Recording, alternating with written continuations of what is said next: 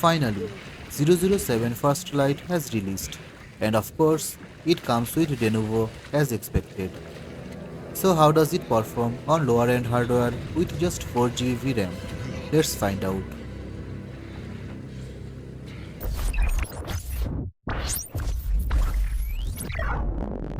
The game starts with a few cutscenes where FPS was hovering around 45 to 60 depending on the environment. And honestly, I expected gameplay performance to improve afterward since many games with heavier cutscenes usually run better once you actually take control. But unfortunately, not this one. The official requirement asks for a GTX 1660 with 6GB VRAM, and while I only have 4GB VRAM, my GPU is still noticeably stronger overall. So I was expecting a more stable 50 plus FPS experience considering the visual quality and environment. And to be fair, the graphics do look pretty good, especially considering I'm running the game on the lowest possible settings with DLSS Balanced enabled. The good thing is that performance stayed relatively stable without major stutters.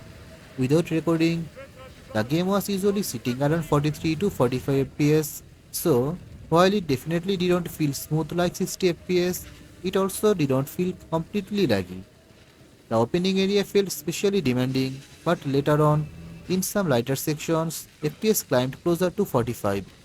Still, I won't lie, overall, it was not a great experience.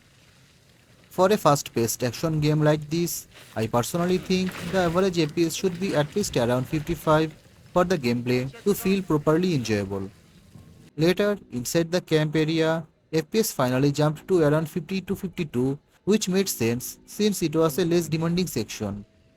Honestly, I wish the performance stayed like this throughout the game. But as soon as I stepped back outside, FPS dropped again to around 45.